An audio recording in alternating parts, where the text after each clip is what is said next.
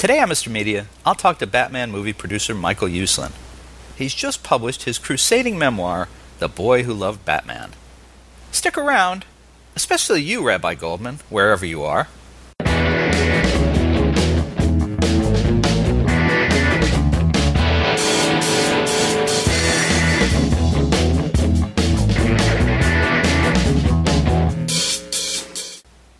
So much media, so little time. Who keeps track of it all? That would be me. This is Bob Andelman, and this is a Mr. Media interview. You know, MrMedia.com, MRmedia.com. Stop by and check it out. There are more than 900 archived celebrity and pop culture interviews for your listening pleasure. Mr. Media is recorded live before a studio audience of Batman pajamas-wearing youngsters dreaming of slaying their dragons and laying their Vicki Vales in the new media capital of the world, St. Petersburg, Florida. Now, I've never produced a Batman movie, but other than that slight difference between us, I completely relate to producer Michael Uslan's autobiography, The Boy Who Loved Batman. It probably starts with us both being Jersey boys, smitten by four-color dreams as young boys, buying the latest comics at a neighborhood drugstore or mom-and-pop convenience store. Then it was our similar devotion to organizing our friends according to their interest in arguing about who would win a fight, DC's Batman or Marvel's Daredevil, Superman or Batman, Deadman or, never mind. And there were the creative professionals who made appearances in our teens. For him, it was comic book writer Otto Binder. For me, hard-boiled detective novelist Michael Uslan. Also, Uslan made a pilgrimage to DC Comics as a youngster and spent a day with Vice President Saul Harrison. My friends and I went to Marvel, met a very young artist named George Perez who was just starting out, and followed him home, where we watched him draw at his table. Harrison later hired Uslan. Well, Perez and I are friends on Facebook, but I can't swear he remembers our momentous meetup in 1976. There were other, smaller things that tickled me in The Boy Who Loved Batman. Uslan wrote many of the DC adaptations of The Shadow, which I loved as a teen, and many years later, it was one of the few comics I kept around and that I introduced to my wife, and she enjoyed at least as much as I did. And just days after my teenage daughter recently finished reading Beowulf for her English honors class, and I remembered a comic book version in the 1970s, lo and behold, I discovered in his memoir that Uslan conceived and wrote that, too. Now, it also turns out we have a mutual acquaintance, Steve Huntington. Huntington and Uslan went to grade school and high school together back in Jersey. I covered Smooth Jazz Radio program director Huntington as a media writer in the Tampa Bay area in the 1980s. Now, I could go on and on without even getting close to the meat of the book, how Uslan obsessed over the need for a full-length movie of The Dark Knight to redeem Batman after the campy 60s TV series nearly ruined the character forever. Not only did Uslan acquire the rights and bring every modern version of the Caped Crusader to the big screen, from Michael Keaton to Christian Bale, he also was responsible for TV and film versions of Swamp Thing, among other characters. Now, I gotta point out, his book does leave out a couple of his movies he'd probably rather forget, though, including Catwoman and Frank Miller's The Spirit. And Michael, I'm sorry, I just felt compelled to bring that up. One more thing. At the top of his current IMDb page is this curiosity: Untitled Batman Reboot, 2015. Michael Uslan, welcome to Mr. Media. Thanks so much, Bob. We've of course talked before, so I'm delighted to have you on today. But I'm confused. From what I remember of Dr. Frederick Wertham's Seduction of the Innocent, wasn't Robin the boy who loved Batman? I have an entire chapter devoted to the good old Dr. Wertham and the havoc he wreaked on the life of my friends and myself back in the 1950s into the early 60s. He had an influence that not only impacted our parents in a negative way about comic books, but created a generation of people who were running Hollywood who grew up under his auspices, so to speak, and looked down their noses for decades at comic books, at comic book creators. And that was something that once I got into the trenches of Hollywood, advocating for comic book and superhero movies, it was something that was very, very difficult to overcome. and really took years and years and years in the trenches every day to try to override that. Thank you very much, Dr. Wortham.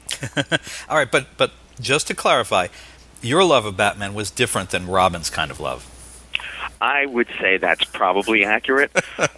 My love began when I was 8 years old. I had first seen a Batman comic book when I was 5, but it was a little too dark and scary for me at age 5, and I felt much more comfortable reading about Casper and Baby Huey and Archie than I did getting into the adventures of Batman.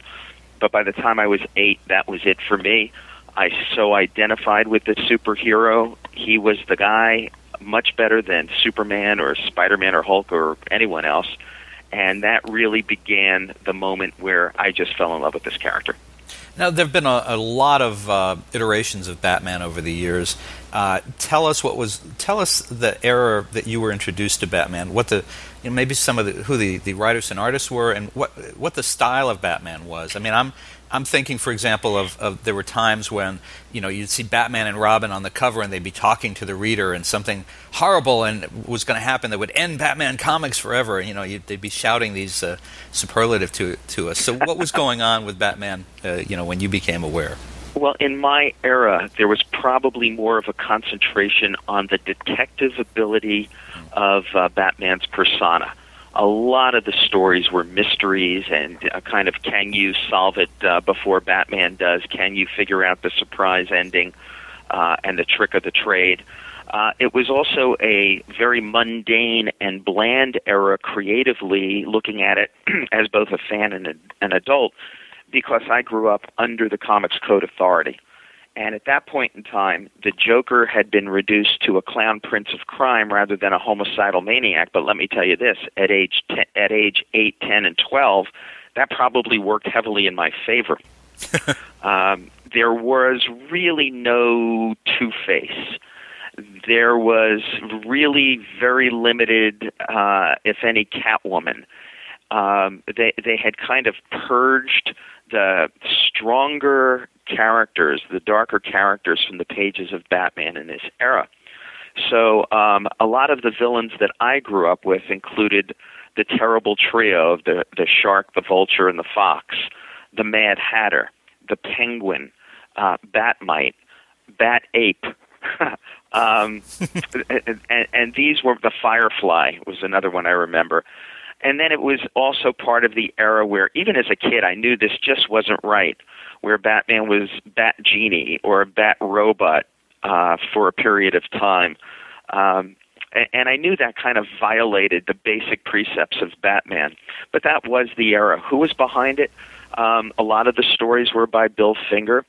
A lot of the artwork at that time, the ghost artwork, was being done by Shelley Maldoff, Charlie Paris, one of my favorite Batman artists of all time, Dick Sprang. And a lot of his artwork was popping up in World's Finest Comics, which teamed up Batman with Superman every month. And there were also some fantasy stories about a future life in which Robin would become the new Batman, and Batman and Batwoman's kid would become the new Robin. So fiction is stranger than truth, which is stranger than fiction, as it's kind of turned around and gotten to that point again in the comics more recently. Probably the story that had the most impact on me growing up was a story that came out shortly before the New Look Batman, and it was called Robin Dies at Dawn.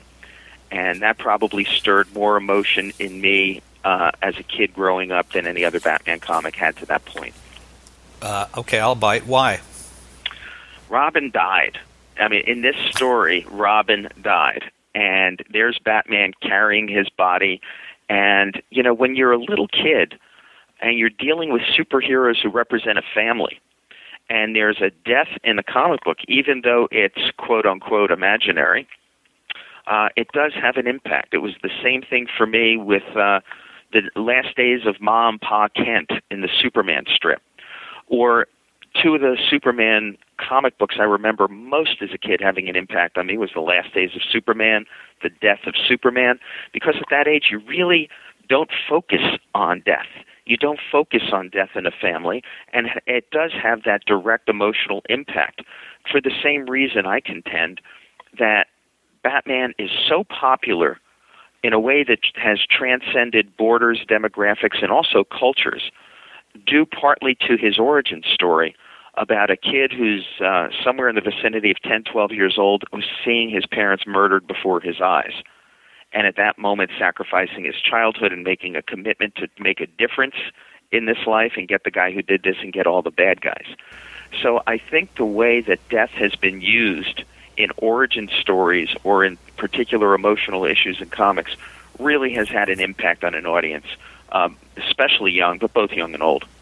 Well, as you were saying that, and of course you say it with there's a lot of emotion because you feel it very strongly. I remember reading the first time I read the Batman origin story, which would have been a retelling of it, I'm sure probably in the late 60s. That would be my guess. And thinking, oh my God. I mean, I was captured by that. It was like, oh my God, they killed his parents. This isn't like, they didn't like rob them. They killed his parents. How could they do that? It's just like, wow, it really hits you. When you stop to think about it, the darkness of the Batman movies really begin with that scene. And it's something that the TV show never addressed, never acknowledged, and in going in its campy, silly, funny way, avoided all of that, and so you never had any kind of an emotional through line for Batman, why he does what he does, what motivates him, other than the fact that he's a guy who enjoys putting on a costume and getting a teenage kid in as much direct physical jeopardy as possible. He's a bad man, that Batman. Well, and let me ask you this. Why? There are obviously just a phenomenal number of DC and Marvel Comics characters in that era. And why Batman? Why not Superman or Flash or my favorite from the DC universe, which would be the Martian Manhunter? Probably three reasons. And it's the same three reasons that I fell in love with the character. Number one, I could identify with him so strongly because he was human. He was the first superhero that I had ever found whose greatest superpower is his humanity. And in my heart of hearts, as I mentioned in my book, at age 8, I really did believe that if I worked out real hard and studied real hard, and if my dad bought me a cool car, I could be this guy. The second, of course, was the origin story, which I just mentioned. The third reason, and this is part of the Stan Lee philosophy of superheroes, is that the greatest superheroes, the ones with the most longevity, are the ones with the greatest supervillains. Supervillains ultimately define the superheroes. And not only does Batman have the greatest rogues gallery of supervillains in the history of comic books, he also has, inarguably, as far as I'm concerned, the greatest supervillain, period, in the Joker. That's a reasonable answer. I'll buy that. All right.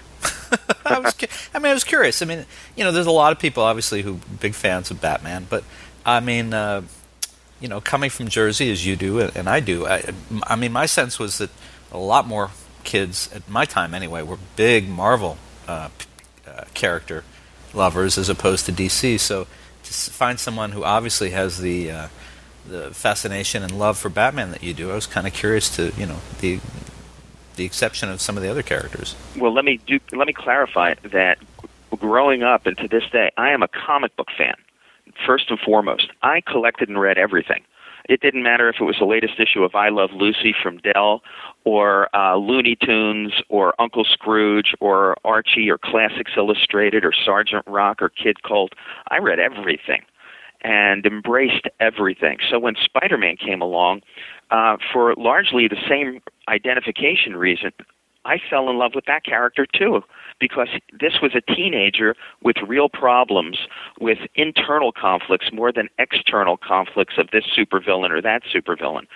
And it was the whole identification with Peter Parker and the way Stan was turning the comic book world upside down that gave me that connection, that gave me that identification that was so strong. So I was a huge, huge Spider-Man fan as well. Okay, well, I'm glad I asked because coming away from the book, that was the thing that struck me. There's no love for the Marvel Comics characters in the book, but I understand you're focused on Batman. But I was just curious. Yeah, no, it was all of them. I really did love all of them, and I pretty much got on board, certainly with the Silver Age of comics, from the first appearances and first issues of every superhero created, whether it was Marvel, DC, or some of the smaller companies. And bouncing ahead a little bit, what do you to what do you most contribute your success over the years? I mean, was it the simple choice of Indiana University? Was it that first meeting with Saul Harrison and becoming, as you put it, a junior woodchuck a little later? Was it, kind of an indefatigable drive and a belief that you were right about the opportunity to fix Batman's trajectory?